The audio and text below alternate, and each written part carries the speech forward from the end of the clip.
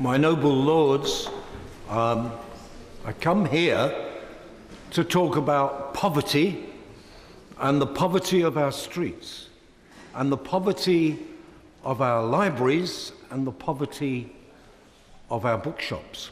In fact, if we don't sort out our libraries and we don't sort out our bookshops, and if we turn our high streets into places which are denuded of bookshops and our libraries are closed down, then we will have a real problem that will occur in other areas. It's so interesting that when you look at the budgets of government and the fact that government departments cut in one particular area, it tends to find a manifestation in another area. So, for instance, if you go to the libraries and you start cutting down on the libraries, and we've lost over 500 since 2010, then what are you doing? What you're actually doing is building up a bill that will occur in another part of governancy.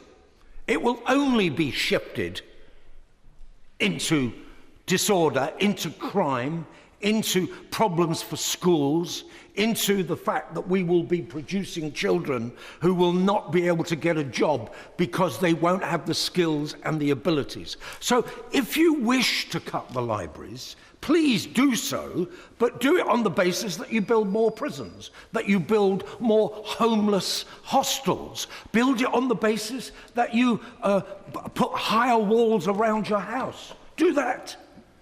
Because to me, it is remarkably strange, and it's not this government, it's not the last government, it's not the government before, it will be the government again, that there seems to be this real problem about understanding budgets, that if a department can cut support for local authorities, and what you actually do is the local authorities are put into a situation where they then say, how can we save some money? So what do? They cut the libraries. As I said, over 500 have been cut. Nearly 9,000 librarians have gone in the last 5 years. Now, that's in spite of the fact that in 1964 there was there not, a law passed that said it was a statutory requirement for local authorities to provide a proper library system. But it was their duty. Yet, if it's their duty, how can you lose 500 libraries? How can you cut out 21 libraries, as Lancashire, the county of Lancashire, is looking forward to do, and Mr. Ben Wallet, the MP there, has actually raised the question of there being a court action. How can you have that? How can you have a situation where we're not ring-fencing libraries because we're not taking into account what will happen if we, around literacy, around association? What we've got now, increasingly, is we've got a lot of people learning on their own. You've broken the communal sense of people learning in groups. So the less libraries you have, the more you have. If people are studying, they're studying on the internet, they're by themselves. And what they really need is they actually need association. So there are many, many uses for libraries. The very fact that you can go into a library and you can feel the knowledge and the history. When I was a young boy, I could not read or write, but I would go to Fulham Library and I would just sniff the books. And I would just sniff the feeling of knowledge and saying, one day this is going to be mine. All I've got to do is go into prison at some stage where they will teach me to read and write, which is exactly what they did. Libraries are so essential, and yet what is happening is they're being cut And what we should be doing is we should be supplying, I would recommend Her Majesty's government supply some emergency relief money to stop the local authorities doing this dastardly deed, this process of Philisteinizing our communities. I would say that's one of the things that they've got to do, and they've got to, if they've got to do another thing, is they've got to make sure that every school in the country has a library. There are many schools that don't have libraries. Think again, as I said earlier, if we make a saving here, we will make a loss elsewhere. Health, sociability, work, and all other issues will come into place. And I would beg us all, before we allow another library or another librarian to be laid off, that we think seriously, is this a saving? I wrote an article in the Big Issue, which a few years ago, when I said that the problem with austerity is that it's too expensive. Austerity is so expensive, but it doesn't look it. It looks like you've got a saving there, and then you move on. If we save our libraries, what about our high streets? What about the fact that we are losing bookshops, that we've lost over 450 bookshops since 2010? What do we do with our bookshops? What are bookshops? Well, bookshops are places where you buy books. Bookshops are places which raise the intellectual temperature of a city, of a neighborhood, of an area. If you go to places like Hay-on-Wye, even though they have been knocked by the Amazonian revolution, which I will also refer to. If you go to places like Wigton in the Scottish border, where they have a book festival every year, it's like going to Mecca. And we all love books, and we all want to read books, and we all buy too many books, many more books than we can read, but it is an insatiable appetite for us all, because we realize the importance of books and we realize the importance of literature. But what do we get when it comes to the bookshop? I'll give you an interesting piece of data, which was given to me, not directly, by Mr. Phil Fuller. I'm sorry, I'm probably getting this all wrong. Mr. Philip Fuller, who is the MP for Bedford, a Conservative MP.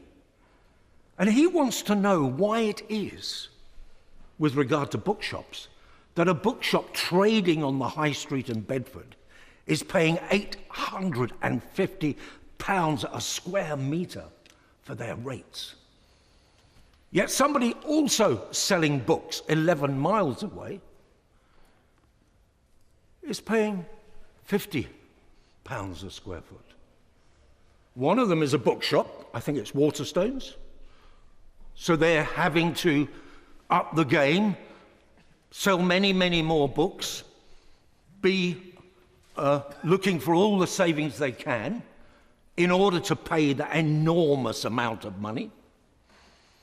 And then 11 miles away on some kind of trading estate, there will be a vast place, I think it's as vast as the 13 or 14 other ones that they have, and there they will be paying 50 quid a square metre.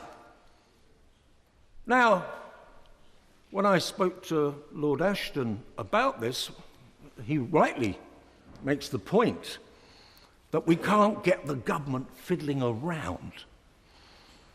He didn't use those terms, I'm paraphrasing him.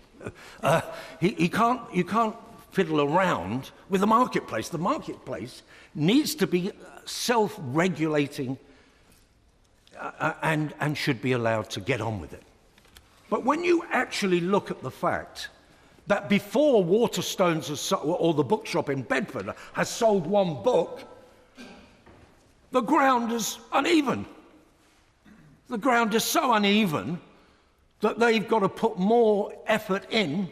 In the meanwhile, somebody can sell a book and it can go out from their warehouse and it can zoom around the world wherever it wants to, it's directed.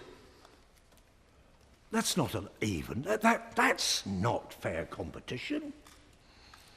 When you also look at the fact, the other interesting fact is that a lot of these warehouses that Amazon run are run militarily. They have denied recently that in fact they don't do 0 hours contracts. I'd like to look into that. I'd like to see the evidence of that. That their staff are not run ragged, rushing around and are people who were being trained up to be more skilled in the work. But what you've got is you've got another advantage because they've got lots of cheap labour. And you'll find that many of these warehouses are in areas where there in fact is no work. What's the other advantage? The other advantage, in 2014, Amazon paid in the region of about £11 million for activity in the United Kingdom of £5 billion. And they paid that in Luxembourg. Now, if any one of us in this house was to spend £1 anywhere in the United Kingdom, you would expect that part of it would go to the inland revenue, or whatever they call it now. You would expect that, wouldn't you? But by some magic process, a lot of that activity gets removed, and a lot of the money ends up somewhere else. So the British pound is converted, I presume, into a US dollar and ends up in Seattle.